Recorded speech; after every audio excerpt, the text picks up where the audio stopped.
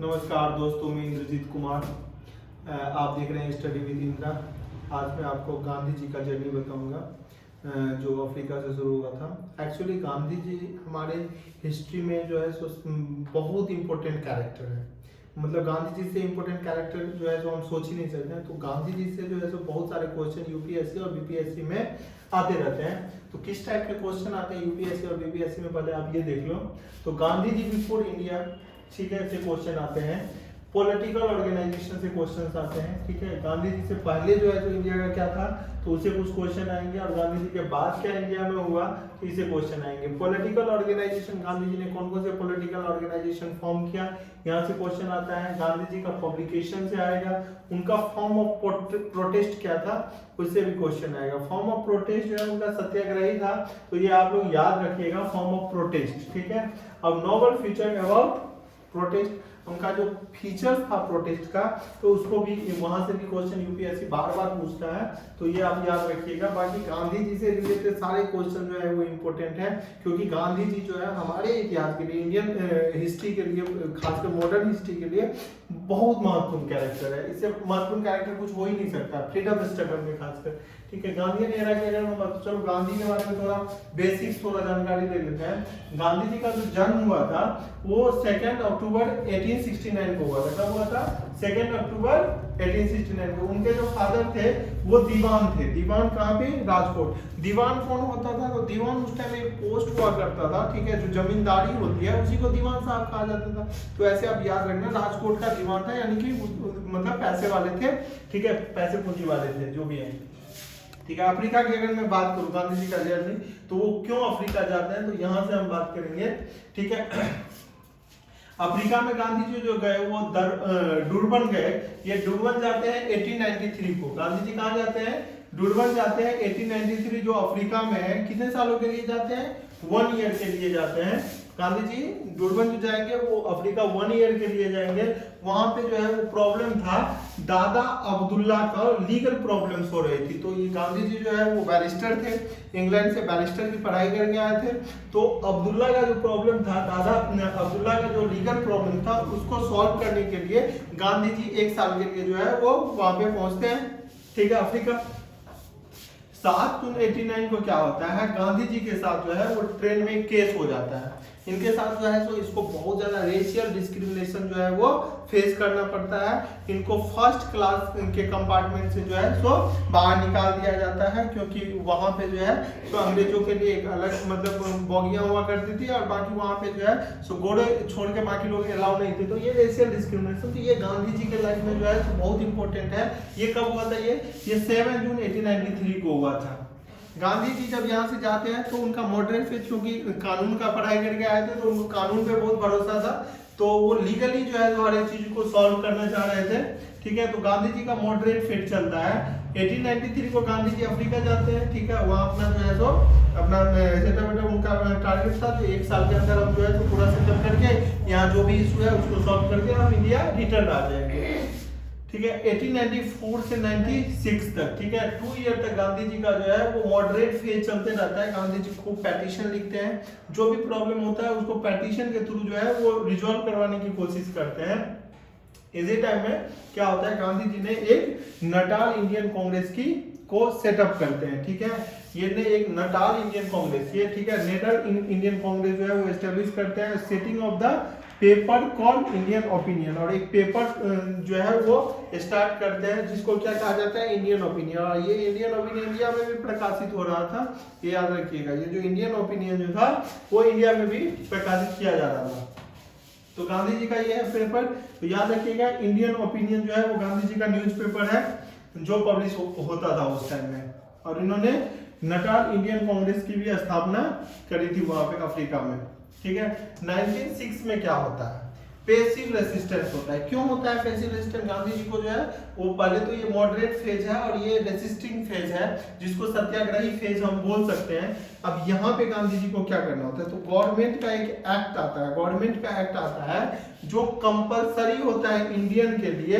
एक एक्ट आता है जिसमें सर्टिफिकेट होता है रजिस्ट्रेशन का, और इंडियंस के लिए जो है वो देयर फिंगरप्रिंट। तो इंडियंस के लिए क्या था, ये जो सर्टिफिकेट रजिस्ट्रेशन था, उस पर फिंगरप्रिंट भी डालना होता था, फिंगरप्रिंट भी होना चाहिए, और खासकर ये इंडियंस लोगों के लिए था। जो इंडियंस लोग जो है वो उस पे जो है सो फिंगरप्रिंट वाले जो है वो सर्टिफिकेट कैरी करेंगे, ठीक है। तो ये किसने किया था? ये जनरल स्मूथ्स ने करवाया था। तो जनरल स्मूथ का ये कहना था जो फिंगरप्रिंट्स वाले जो है तो जो भी सर्टिफिकेट है वो इंडियन लोग जो है तो लेके अपना वो करेंगे। गांधी जी जो है तो इनके साथ गांधी जी का और इनका जो है तो मीटिंग होता है, और 11 सितंबर 1906 को गांधी जी ने क्या किया? रिफ्यूज कर दिया सबमिट, ठीक है। ये बोले तो हम सबमिट नहीं करेंगे, ठीक है। और जो गांधी जी के ऊपर जो भाव था, ठीक है, इससे पहले ये जो अंग्रेज थे वो डराते थे जो आपको जेल भेज दूंगा, तो गांधी जी के मन में जेल से कोई डर नहीं था। गांधी जी को पता था हम सत्य के लिए लड़ रहे हैं, ठीक है, और अगर किसी हमारे साथ अगर दुर्व्यवहार किया जाएगा तो हम इसको नहीं फेस करने वाले हैं।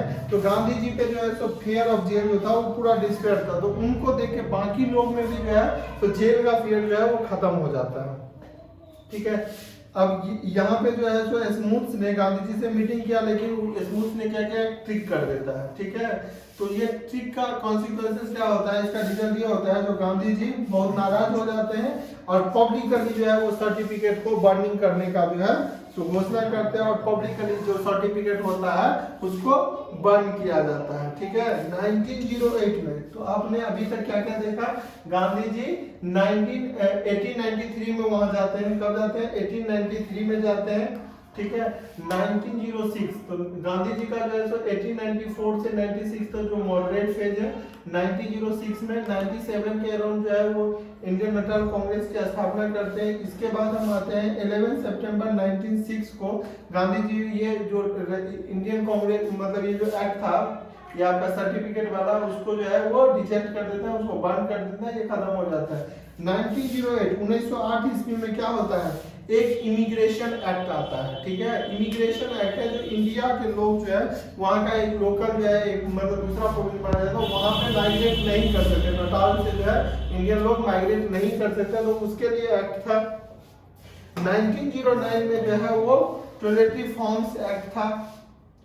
तो गांधी जी 1909 में ये जो साबरमती आश्रम है हमारे इंडिया में, उसी तरह से गांधी जी ने वहां पे टोलेस्टॉय फॉर्म जो है वो एस्टैब्लिश किया था। कब किया था? 1909 में गांधी जी ने जैसा आश्रम इंडिया में बनाया वैसा ही आश्रम कहाँ में बनाया था?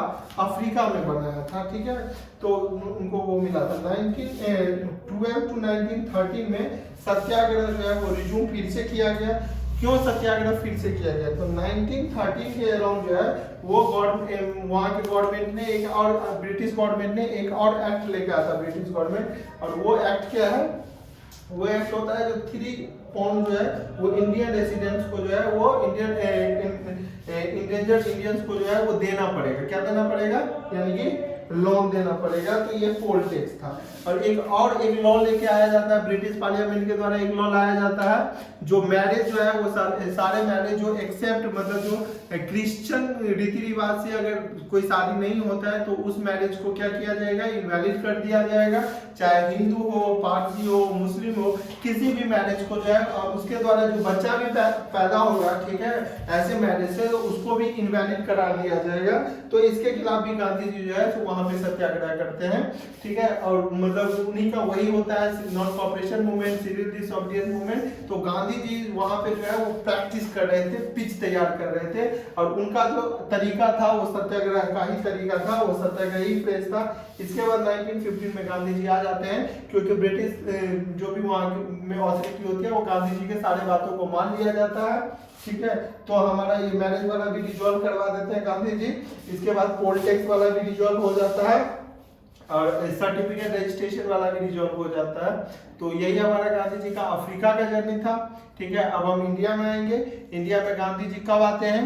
इंडिया में गांधी जी आते हैं 9 जन 1915 को। इंडिया में कब आते हैं गांधी जी? 9 जन 1915 को। तो यहाँ पे एंट्री ऑफ गांधी हो जाएगा, ठीक है। इसके बाद इसीलिए हमारे देश में जो है एक प्रवासी दिवस मनाया जाता है। अभी आपने सुना होगा जो इंडियन गवर्नमेंट जो है वो प्रवासी दिवस मनाते हैं, वो 7 से 9 जनवरी तक जो है तो हम प्रवासी दिवस जो है वो मनाते हैं। चलिए, नमस्कार, धन्यवाद। फिर हम अगले वीडियो में मिलते हैं और गांधी जी का इंडिया का जर्नी जो है वो हम अच्छे से एक्सप्लेन करेंगे। Thank you. धन्यवाद। बाकी कोई अगर आपको इम्पोर्टेंट, अगर आपको कोई पीडीएफ चाहिए गांधी जी से रिलेटेड, तो हमारे पास सारा पीडीएफ पड़ा हुआ है, तो आप हमको मैसेज कर सकते हैं या आप हमसे टेलीग्राम के थ्रू भी जुड़ सकते हैं। तो या तो टेलीग्राम या मैं लिंक डाल दूंगा, तो आपको सारे पीडीएफ मिल जाएंगे। धन्यवाद, थैंक यू, नमस्कार।